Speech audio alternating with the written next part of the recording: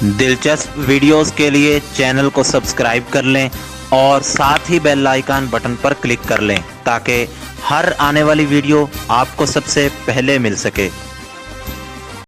Episode 5 پیشکش میرے کارواں۔ میں نے حاضر دماغی کا عظیم مظاہرہ کرتے ہوئے کہا، آپ نے محترم ربی؟ وچ راجر، یہ تم کیا کہہ رہے ہو؟ ربی کے لہجے میں موجود تعجب نے مجھے خاور کرا دیا کہ وہ میری بات سن کر ایسے اچھلا ہوگا جیسے اس نے ہائی ٹینشن وائر کو ننگے ہاتھوں سے چھو لیا ہو۔ بوکھلاہٹ میں وہ مجھے وجدان کہہ کر پکارنے والا تھا، لیکن وج کی ادائی کے بعد ہی سنبھل گیا۔ میں نے اس کی حالت اور کیفیت سے پوری طرح محفوظ ہوتے ہوئے گھمگیر مگر سعادت مندانہ لہجے میں کہا، میرے عظیم ربی، جب مجھے ہوش آیا تو میں نے اپنے ذہن میں آپ کو بولتے ہوئے سنا۔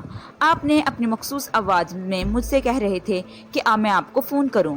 اب میں آپ کی ہدایت سن کر الجھ گیا ہوں کیونکہ آپ کا ٹیلی فون نمبر مجھے معلوم نہیں تھا۔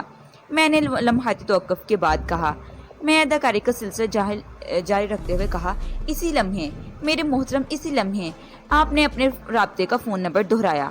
میں نے یوں محسوس کیا جیسے میرے رد برو ہیں۔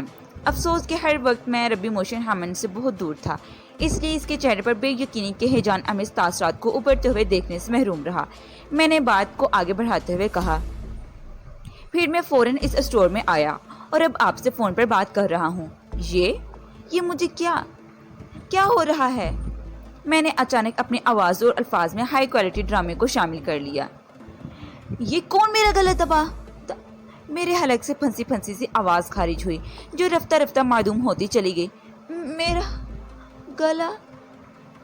پھر میں خاموش ہو گیا۔ میں نے دانستہ فون بند نہیں کیا تھا۔ دوسری طرف سے ربی کی گھبراہٹ آواز ابھری رہی تھی۔ وہ مجھے پکار رہا تھا اور اس پکار کا احتیاط کا دامن اس کے ہاتھ سے نکل گیا۔ راجر، کیا تم میری آواز سن رہے ہو؟ تم میری بات کا جواب کیوں نہیں دے رہے ہو راجر؟ تم ٹھیک تو ہو نا وجدان؟ راجر، وجدان، تمہیں کیا ہو گیا ہے؟ میں نے دھیرے سے ریسیور کریڈل کر کے ٹیلی فونک سلسلہ موقف کر دیا۔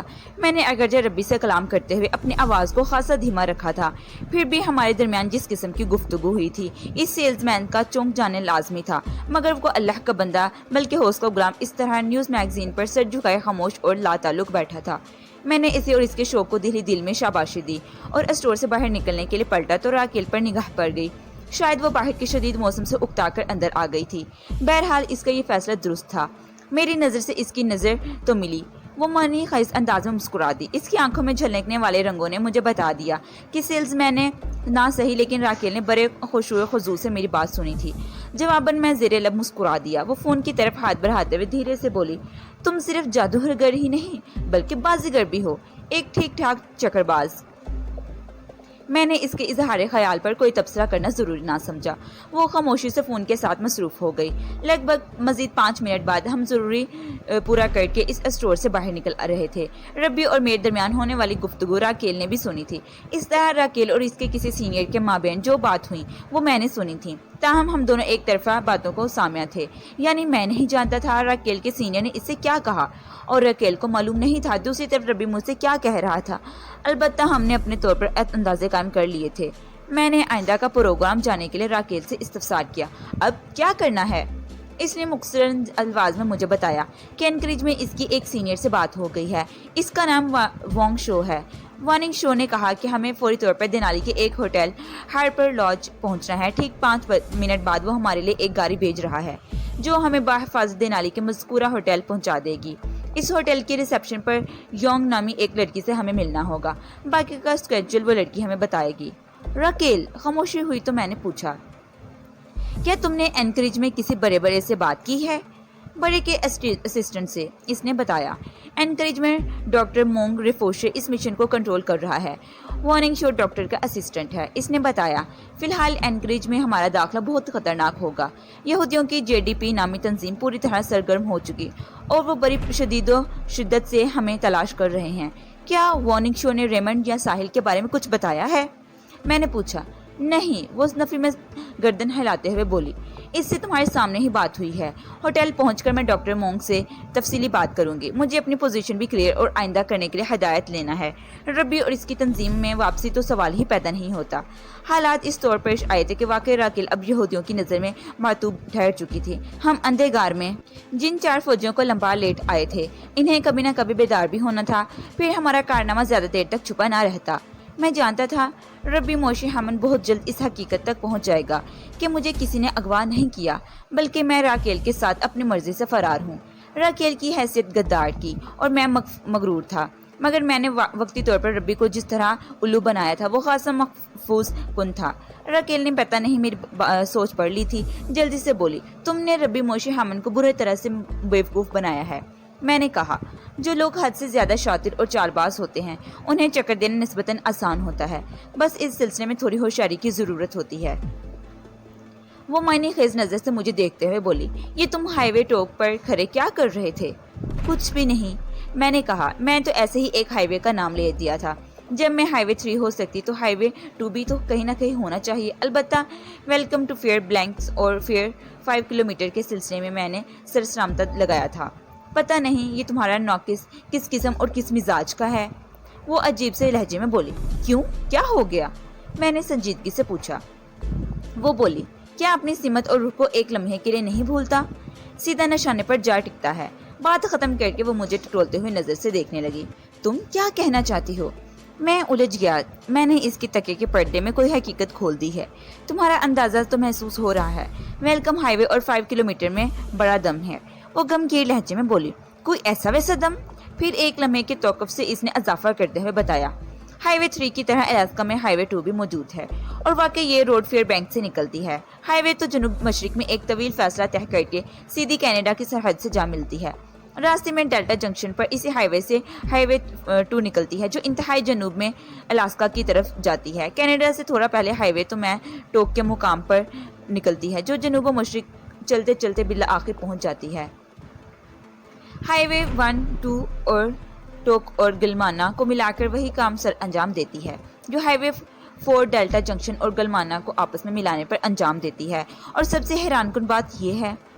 وہ بات ادھوری چھوڑ کر تھوڑا موقف ہوئی تو پھر ٹھہرے ہوئے لہجے میں بولی، ہائی وے 2 فیئر بینک سے 5 کلومیٹر پہلے واقعی ویلکم کم فیئر بینکس کا بورڈ نصب ہے. اوہ، میں نے اس کے انکشاف پر چونک کر اسے دیکھا، پھر اپنے چہرے کے تاثرات کو کنٹرول کرتے ہوئے کہا، یہ محض ایک اتفاق ہے. محض نہیں بلکہ خاصا جاندار اتفاق ہے. وہ میری آنکھوں میں دیکھتے ہوئے بولی. میں نے موضوع کو ٹویسٹ میں کرتے ہوئے کہا، کیا تم نے جیوگرافی اور جیولوجی میں کچھ رکھ کر رکھا ہے؟ لگتا ہے تم نے الاسکا کا چھپا دیکھ رکھا ہے. مجھ سے زیادہ تو تم نے، وہ زومانی لہجے میں بولی اور بات دور کھوجتی ہوئی نظروں سے مجھے دیکھتی رہی. اس کی نگاہ میں بے یقینی پائی جاتی تھی. مجھے نہیں لگتا تم پہلی مرتبہ الاسکا آئے ہو. اس سے پہلے کہ میں کچھ کہتا، وارننگ شو کی بھیجی ہوئی گاڑی آ گئی. وہ تھرفٹی کار نیشنل کمپنی کی ایک چاق و چوبند گاڑی تھی جس کی سائیڈ میں تھرفٹی کمپنی کا مخصوص مونوگرام بنایا ہوا تھا. مذکورہ گاڑی لش پش تھی، تاہم الاسکا کے موسم اور فضا میں موجود دھند و قہر نے اس کی چمچماہٹ کو جگمگا دیا تھا. گاڑی کی ڈرائیونگ سیٹ پر ایک بھاری تنوتوش مالک شخص براجمان تھا. ڈرائیور نے گاڑی کے اندر ہی رہتے ہوئے راکیل کو ایک مخصوص اشارہ کیا. راکیل نے اس بات میں سر ہلایا اور سرگوشیانہ لہجے میں مجھ سے کہا، وجدان، میں اسے جانتی ہوں، یہ ہمارا ہی بندہ ہے، لیکن بظاہر کو رینٹل کمپنی میں ملازم ہے. اس کا نام گاچی ہے. چلو گاڑی میں بیٹھتے ہیں. میں نے راکیل کی تقلید کی اور اگلے ہی لمحے ہم دونوں گاڑی کی عقبِ نشست پر پہنچ چکے تھے. گاچی نے مطمئن انداز میں گاڑی کو آگے بڑھا دیا. پھر دیکھتے ہی دیکھتے وہ گاڑی ہوا سے باتیں کرنے لگی. یہ ہوا سے باتیں کرنا دھیمی سرگوشوں سے زیادہ اہمیت نہیں رکھتا تھا. غیر برفانی علاقوں کی نسبت سے یہ رفتار کچھ بھی نہیں تھی.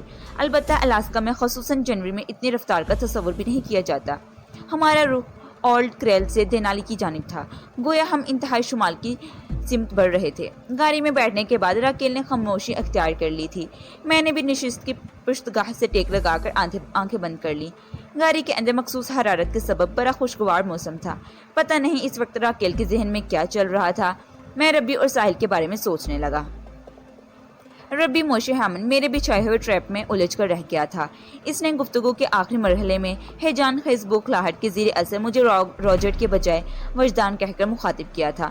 گویا احتیاط کا دامن اس کے ہاتھ سے چھوٹ گیا تھا. रब्बी की इस मुस्तरिब सोच का तस्वुर करके मुझे बेहद मुसर्रत हासिल हुई। वो यहूदियों का एक जेद आलिम था। हर मजहब के आलमों वाजिब एहतराम होते हैं, लेकिन रब्बी मोशे हैमंड की असलियत मुझ पर खुल चुकी थी। मैंने अपनी मजबूत कुव्वत अरादी से काम लेकर इसकी खतरनाक साजिश को बेनकाब कर दिया था, इसलिए मेरे दिल में इसके लिए एहतराम का जज्बा पैदा नहीं हो सकता था। रब्बी के मुताबिक साहिल भी इसके हाथ से निकल गई थी और अभी तक इसका कोई सुराग नहीं मिला था। मैं माइकल और नीलसन की लाशों को तारीख गार में छोड़ आया था। रेमंड और साहिल पुरअसरार गुमशुदगी की समझ नहीं आ रही थी। गार के हालात से तो यही जाहिर होता था माइकल और नीलसन को रेमंड ही ने मौत के घाट उतारा था। किस मकसद की खातिर? इस सवाल का सीधा सीधा जवाब जहन में आता था, साहिल के हसूल की खातिर। मगर इस जवाब के बाद उलझनों का एक लाइम्तना ही सिलसिला चल चुका था। रेमंड ने अपने दो साथियों का हलाक क्यों किया? वो साहिल को क्यों हासिल करना चाहता था? मैं अभी तक रेमंड को राकेल के कैंप की काली भीड़ समझ रहा था और तो यही थी कि वो साहिल को रब्बी मोशे हैमंड की खिदमत में पेश करेगा। लेकिन रब्बी की झुंझुलाहट ने यह राज खोल दिया था कि साहिल इसके पास नहीं पहुंचाई गई थी। फिर रेमंड साहिल को लेकर कहाँ चला गया? एक तवज्जो तलब सवाल ये भी था कि रेमंड इस अंधे बारोई गार से निकला कैसे था। फिलहाल मेरा जहन ऐसे किसी भी सवाल का जवाब देने के से कासिर था। मेरी सोच एक मखसूस दायरे में गर्दिश कर रही थी। वो इन सवालात से निमटते हुए लाजवाब हो जाती और एक मरतबा फिर ज़ेरोज पॉइंट से अपना काम आगाज कर देती। पता नहीं ये कैसा दायरा था जिसके अंदर मैं मुकीद होकर रह गया था। मुझे सिर्फ ये नजर आ रहा था मज़कूरा दायरा साहिल के गिर्द घूमता था, गोया वो इन लाजवाब सवालात के हल्के में बंद थी, एक नादीदा हसार के नरगे में थी। काश वो मेरी बाहों के हसार में बंद हो जाती। हार्पर लॉज होटल की अजीमुशान इमारत देनाली नेशनल पार्क के दाखिली गेट के नज़दीक दरियाए नियाना के करीब वाक़या है। दरियाए नियाना हाईवे 3 के मतवाज़ी बहता है। होटल के ज़्यादातर कमरों से इस बर्फानी दरिया का दिलकश नज़ारा किया जा सकता है। हमें हार्पर लॉज का कमरा नंबर 303 मिला था, जहाँ से दरियाए नियाना ताहद निगाह दिखाई देता था। हार्पर लॉज के बारे में मुझे पता चला कि इस इफ्तिताह हुए भी चंद माह ही हुए थे। इस होटल में अमूमन साहिब हैसियत लोग ही ठहरते थे। ये देनाली का सबसे महंगा होटल था। डबल रूम का एक दिन का किराया 120 यूएस अमेरिकी डॉलर्स और डी लक्स स्वीट का एक दिन का किराया 220 यूएस था। ये रेस्ट सीजन मई तक सितंबर तक के, अलबत्ता में आउट सीजन में ये बनिस्बत कम किराए पर और बआसानी भी कमरा हासिल किया जा सकता था। हार्पर लॉज में उम्दा restaurants, decoration hall, gymnasium, swimming pools की सहूलत भी मौजूद है। पार्किंग का दोहरा बंदोबस्त है। ग्राउंड फ्लोर पर होटल से मुतालिक हर खासुदाम अपनी गाड़ी पार्क कर सकता है। इसके अलावा एक वसी पार्किंग एरिया होटल के 20 मिनट में भी मौजूद है, जो सिर्फ मेंबर्स के लिए मखसूस है। इस एरिया में शेयर दी पार्टनर्स और चेन दी पार्टनर्स जैसे ड्रामे होते हैं। इस खेल को ऑन द रिकॉर्ड शेयर जी मैजिक और एयर ड्राइव इन क्लब की हैसियत का हामिल है। रिसेप्शन पर जी चोंग से मुलाकात हुई। इसने पेशेवर वाराना दिलकश मुस्कुराहट से हमारा इस्तकबाल किया। रकेल ने गानिंग शो का हवाला दिया तो वो फौरन समझ गए कि हम कौन हैं और किस मकसद से वहाँ पहुँचे हैं। इत्तेफाक से पी योंग इस वक्त रिसेप्शन पर अकेली ही थी। इसने बारी बारी हम दोनों को देखते हुए कहा, आप मिस्टर डिसल्वा हैं? इसका इशारा मेरी जानिब था। फिर वो राकेल की जानिब तकने लगी। आप गार्शिया हैं? हो आप दोनों दोस्त हैं और इस कयामत खेज मौसम में आपके जहन में महमजोई का सौदा समाया है। आप एक दिन के लिए इस होटल में ठहरेंगे। कल किसी वक्त आपको चेकआउट करना होगा। इतना कहकर वो मुड़ी और अपने अकमे दीवार पर नस्ब की बोर्ड से छेड़छाड़ करने लगी। फिर एक कमरे की चाबी रिसेप्शन पर पड़े मेरी जानिब बढ़ाते हुए बोली, आपको इस होटल का कमरा नंबर 303 दिया जा रहा है। ये रिसेप्शन आप लोगों ने फ़ोन पर कराई है, क्या मैं सही कह रही हूँ? पी योंग बड़ी सॉफ्ट अंग्रेजी बोल रही थी, ताहम इसका एक्सेंट गैर अमरीकी था। रकेल ने करीब वजार में निगाह दौड़ाई और मुतमईन होने के बाद सरगोशियाना लहजे में पूछा, मिस्टर वोंग शो ने बताया था कि तुम हमें आइंदा के लाहे अमल के बारे में। वो रकेल की बात पूरी होने से पहले ही बोल उठी, मुझे सब याद है। आउट सीजन होने के बायस में रिसेप्शन पर अकेली हूँ। आधे घंटे बाद मेरा ऑफ हो जाएगा, फिर मैं आप लोगों के कमरे में आकर तफसीली बात करूंगी। Is it okay? It's okay, मैंने कहा, जब तक हम फ्रेश भी हो जाएंगे। हम अपने सामान के नाम पर एक एक बैग के साथ होटल के रूम नंबर 303 में पहुंच गए। बदन थकन से चूर था। हम एक तवील थका देने वाले महम से गुजरकर यहाँ तक पहुंचे थे और हालात हमें आगे कहाँ तक ले जाना चाहते थे इसके बारे में हम कुछ भी नहीं जानते थे। रूम नंबर 3 नॉट 3 एक डबल रूम था और हमारी ज़रूरत के ऐन मुताबिक भी। एक बड़ी सी स्लाइडिंग दरियाए नैना के रुख पर खुलती थी। ताहम इन दोनों हद से ज़्यादा गिरे हुए दर्जा हरारत के बायस दरिया में कोई जुलानी रवानी और बहाव दिखाई नहीं देता था। कमरा मुकम्मल तौर पर एयर कंडीशन था, जहाँ रहने के लिए किसी अजाफी गर्म कपड़े की ज़रूरत नहीं थी। मेरे मशवरे पर राकेल ने हाथ लिया। फिर मेरी बारी आई। वो वॉशरूम में से जितनी निकली निकली बरआमद हुई थी। इससे लगता था ये थकनकश बात मुझे भी रूई के मानद हल्का फुल्का कर देगा। मैं शावर के नीचे खड़े होकर वार्निंग शो और डॉक्टर मॉर्निंग रेफोशे के बारे में सोचने लगा। वार्निंग शो खासा समझदार था। इसने मेरे नाम फर्जी तौर पर डिसल्वा से यहाँ बुकिंग करवाई थी। ये नाम मशरिक और मगरिब में यकसा चलता है। राकेल का गार्शिया हो जाना एक आम सी बात थी। सबसे आम पॉइंट ये था कि डॉक्टर मोंग रेफोशे ने हमारे बारे में क्या सोच रखा था। अगरचे अब तक मेरी इस डॉक्टर से बात हुई थी और ना ही मुलाकात, ताहम इसके नाम के हवाले से मेरे जहन में इसकी शख्सियत का जो तस्वुर और तासरा उभर रहा था वो बहुत ही तजुर्बाकार, बर्बाद और हिम्मतजहद शख्स का था। राकेल ने बताया था डॉक्टर एनकरेज में रहते हुए इस ऑपरेशन को कंट्रोल कर रहा था। इससे यह भी जाहिर होता था कि वो राकेल के बरों के लिए नहायत ही आम शख्स था। अभी तक ये भी वाज़ह नहीं हो सका था राकेल के बड़े दर हकीकत कौन लोग थे। मेरे अंदाजे के मुताबिक इनका ताल्लुक बुद्ध बख्शियों से हो सकता था। किस सतह पर, इसका इल्म आगे चलकर ही पता चल सकता था। अलास्का के नहायत ही वाहियात मौसम में शावर का पानी किसी गैर मतुरबा नेमत से कम नहीं था। मैं गर्म शावर के नीचे खड़ा हुआ तो फिर वहां से हिटना ही भूल गया था। इस फरहत बख्श गुसल के साथ गुजरने का एहसास मिटा दिया था। हत्ता कि जब मैं फारिग होने के बाद बाथरूम से बाहर आया तो पी योंग राकेल से मुलाकात करके जा चुकी थी। क्या तुम वॉशरूम में सो गए थे? राकेल ने पूछा। मैंने कहा, अगर सो गया होता तो फिर सुबह से पहले बाहर ना आता। राकेल ने मुझे बताया कि बी योंग इसकी बात हो गई है। इसके मुताबिक हमें कल 5 के बाद यहाँ से रवाना हो जाना पड़ेगा। अलास्का की मारूफ railroad Anchorage, Fairbanks Express, मेंडिस्टोल्वा और गार्शिया के नाम से हमारी रिजर्वेशन हो चुकी है। ये ट्रेन देनाली में रुकने के बाद आगे बढ़ती है। बस या और कुछ? मैंने सवालिया नजर से इसे देखा। फिलहाल बस। इतनी सी बात के लिए पी योंग को इस्तेमाल किया गया है? मैंने बेजारगुन अंदाज में कहा। ये इतलाक तो वार्निंग शो भी तुम्हें फराहम कर सकता था। वो समझाने वाले अंदाज में बोली। वो लोग एहतियात से काम ले रहे हैं। वजदान नहीं डिसल्वा। मैंने इसका जुमला मुकम्मल होने से पहले ही टोक दिया। ओह सॉरी, वो नदामत अमेज लहजे में बोली। और फिर बताया, पी योंग कह रही थी ये ट्रेन बासहूलत हमें देनाली से एनकरेज पहुंचा देगी। फिर रात 10 बजे TWA का एक तैयारा हमें लेकर एनकरेज से सेटल रवाना हो जाएगा। ट्रांस वर्ल्ड एयरलाइंस के पास तैयारे में डॉक्टर मॉर्निंग रेफोशे भी हमारे साथ जाएंगे। ओह, मैं एक गहरी सांस लेकर रह गया। फिर उलझन ज़दा अंदाज में दरियाफ्त किया, हम सेटल क्यों जाएंगे?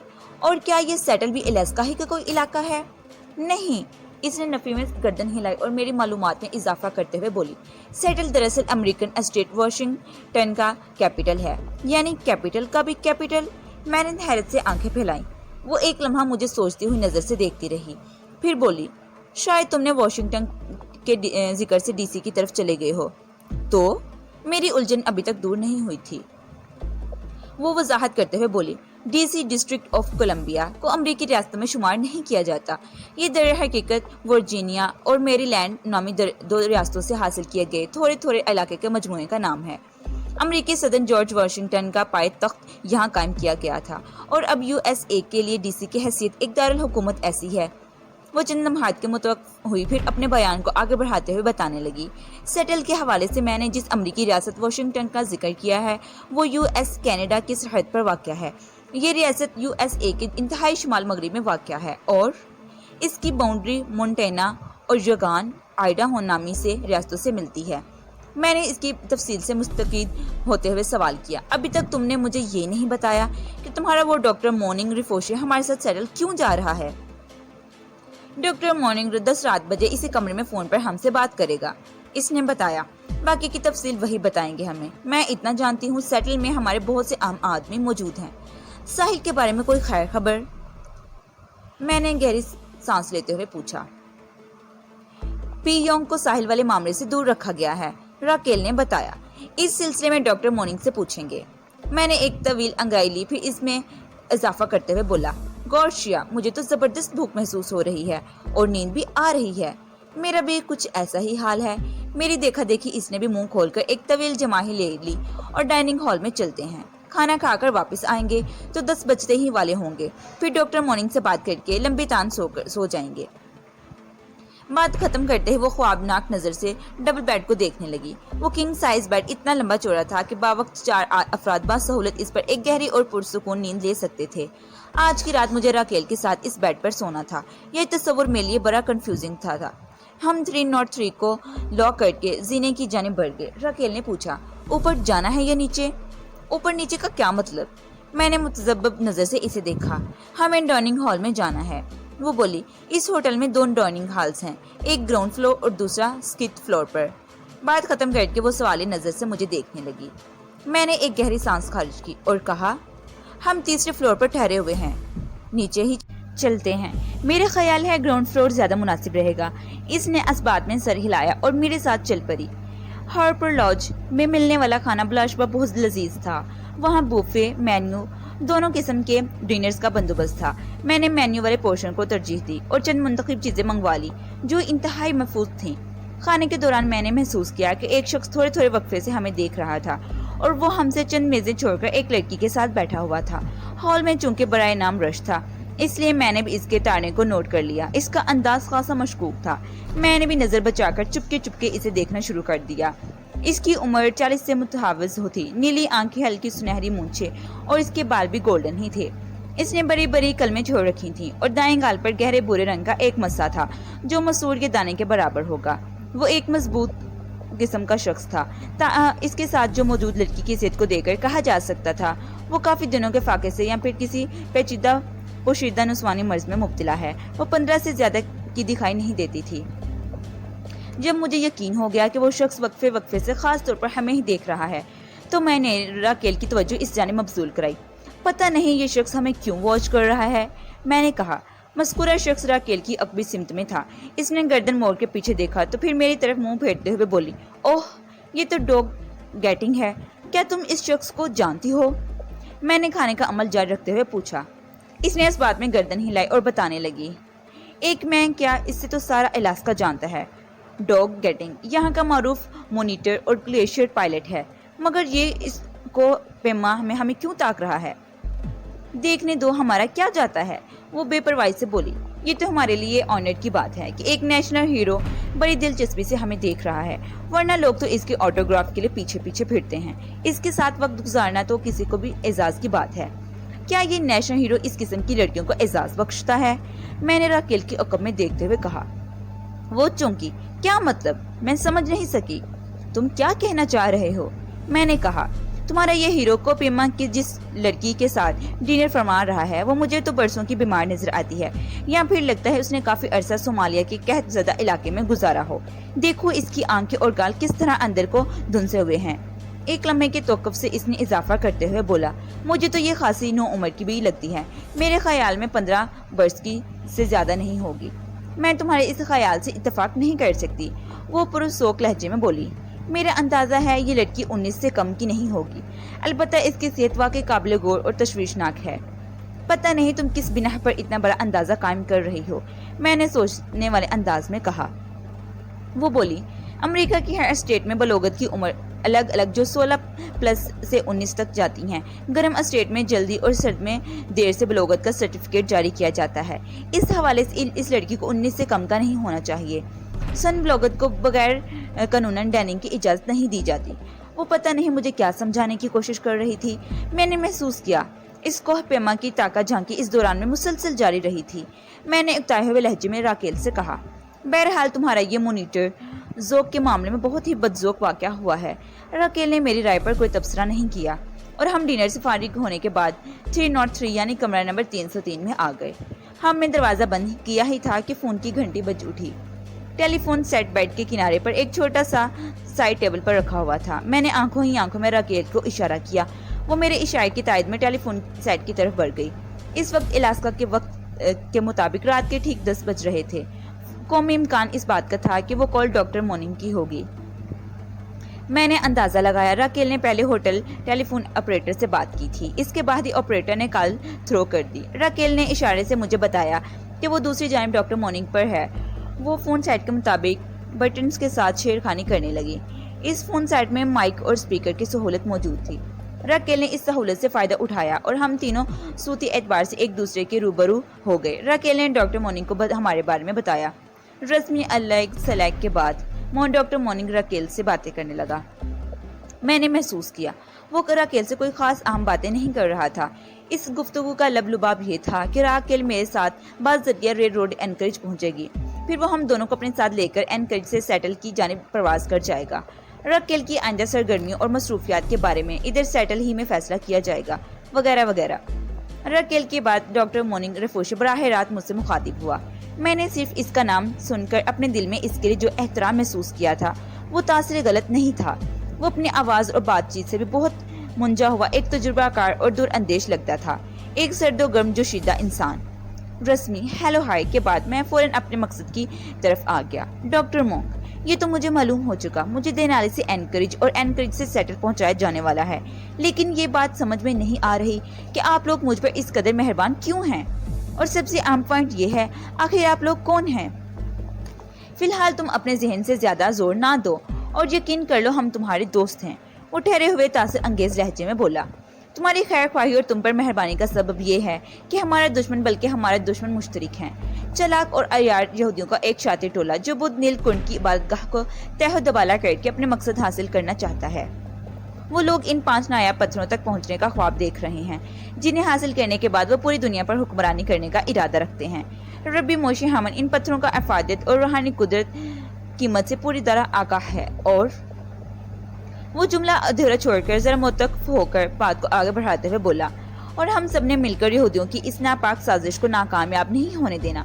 जमीन का राज इसी सीने में दफन रहना चाहिए। क्या तुम्हारा ताल्लुक बुद्धमत से है? मैंने एहतराम भरे लहजे में पूछा। इसने इस बात में जवाब दिया और बताया, मैं भी तुम्हारी तरह शाओलिन टेम्पल का फारिगुल तहसील हूँ, लेकिन ये 25-26 साल पहले की बात है। अब तो अमली जिंदगी गुजार रहा हूँ। इसकी बात ने मुझे हैरत में डाल दिया। मैंने हैजान खैज लहजे में पूछा, तुम्हें ये किसने बताया कि मैं शाओलिन टेम्पल इसी अजीमुशान तरबियतगाह से ट्रेनिंग हासिल की है? मेरे बड़ों ने, वो मायने खैज लहजे में बोला। मैं इसके अलावा भी तुम्हारे बारे में बहुत सी बातें जानता हूँ। क्या बड़ों से तुम्हारी मुराद इस दूर का दलाई लामा है? मैंने तीखे लहजे में सवाल किया। दलाई लामा के बारे में जुबान खोलने की मुझे इजाजत है और ना ही मैं अपने अंदाज से इस गुफ्तार की सकत रखता हूँ। डॉक्टर मोंग रफोशी एहतराम से भरपूर लहजे में बोला। मेरे बड़े इधर सेटल में हैं, मैं तुम्हें वहाँ पहुँचा दूंगा। बाकी की बातें मेरे बड़े बताएंगे। तो फिर तुम्हारे सेटल वाले बड़े दलाई लामा से राब्ते में होंगे।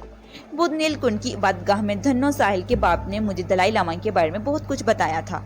तोंची ने मुझे यहाँ तक बताया था कि दलाई लामा ने मुझ पर इतना एतमाद जाहिर किया था और अब ये लोग मेरे ताउन से एक सेहूनी साजिश को नाकाम बनाना चाहते थे, और वो साजिश बुद्ध नील कुंड की इबादतगाह से मुतल्लिक थी। लिहाजा मोहल्ला बार में मेरा ध्यान दलाई लामा की तरफ चला जाता था। डॉक्टर मोंग रफोशी ने एक मरतबा फिर मुमाज़त ख्वाह अंदाज में इख्तियार की और बोला, इस बारे में मैं कुछ नहीं जानता। मेरे बरों का कोई ताल्लुक दलाई लामा से ही है या नहीं? मैंने इस सिलसिले में ज्यादा करीब मुनासिब ना समझी और मौजू बदलते हुए कहा, डॉक्टर मोंग, क्या टेलीफोन पर इतनी अहम गुफ्तगू करना मुनासिब है? आम हालात में तो वक्त मुनासिब नहीं, वो गहरी संजीदगी से बोला।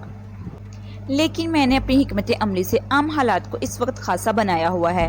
पी योंग की तरह भी मैं वफादार है, लिहाजा फिक्र और परेशानी की कोई बात नहीं। हमारे अलावा कोई भी गैर मुतल्लिक शख्स ये गुफ्तगू नहीं सुन रहा। एक लम्हे को तोकफ ने इसने इजाफा करते हुए कहा, जो मेरी मुराद है इस होटल की टेलीफोन ऑपरेटर है। मैंने एक इत्मीनान भरी सार खारिज की और कहा, डॉक्टर मोंग, अब तक आप लोगों का जो रवैया सामने आया है वो इंतहाई दोस्ताना और मुखलिसाना है। मैंने नजर उठाकर मायने खेज अंदाज में कहा और राकेल को देखा और कहा, लेकिन क्या जरूरी है कि मैं आप लोगों को उंगली पकड़कर आगे बढ़ूं? मुझे जो कुछ करना होगा मैं अपने तौर पर करूं और आप लोग अपना काम करें। राकेल ने खौफगी अमीज नजर से मुझे देखा। इसे मेरी बात पसंद नहीं आई थी। इसी लम्हे डॉक्टर मोनिक की मखसूस तासीर भरी आवाज मेरी समाज से टकराई। मिस्टर डिसल्वा, मुझे ऊपर से खसूसी हिदायत है कि मैं तुम्हारे साथ किसी किस्म की जोर जबरदस्ती ना करूं। वो एहतियात पेश नजर से मुझे वजदान की बजाय डिसल्वा कहकर मुझे मुखातिब कर रहा था। तुम अपनी मर्जी और अमल के लिए बिल्कुल आजाद हो, लेकिन ये बात तुम्हें भी मालूम होगी कि जब मकसद एक हो तो फिर मिलजुल कर काम करने से जल्द कामयाबी मिलती है। इत्तेफाक में बड़ी बरकत होती है। ठीक है, बिल फर्ज मैं तन इस मिशन को आगे बढ़ाते चलता हूँ। मैंने एक एक लफ्ज पर जोर देते हुए कहा, ऐसी सूरत में तुम क्या करोगे और मुझे फौरी तौर पर क्या करना होगा? मैंने इसे टटोलने की गर्ज से मुतअद्दिद सवाल कर डाले। ایسی صورت میں تمہیں تمہاری مرضی پر آزاد چھوڑ دوں گا۔ وہ ترتیب دار میرے سوالات کے جواب دیتے ہوئے بولا، تم اس وقت جہاں بھی جانا چاہتے ہو جاؤ، کوئی تمہیں ٹوکے گا نہیں، کسی قسم کی نگرانی نہ کی جائے گی، اور جہاں میرے کچھ کرنے کا سوال ہے تو میں اپنے حصے کے کام کو پروگرام کے مطابق آگے بڑھا دوں گا۔ روہو ریمنڈ کے ساتھ بحفاظت فیئر بینکس پہنچ چکی ہے۔ اسے فیئر بینک سے ڈیلٹا ایئر لائنز کے ذریعے کل شام میرے پاس انکریج پہنچا دیا جائے گا۔ میں تمہارے ساتھ ساتھ اسے بھی سیٹل لے جانے والا تھا، لیکن اب ایپیسوڈ 5 کا اختتام یہیں پر ہوتا ہے۔ ایپیسوڈ 6 دیکھنے کے لیے آگے سماعت فرمائیں۔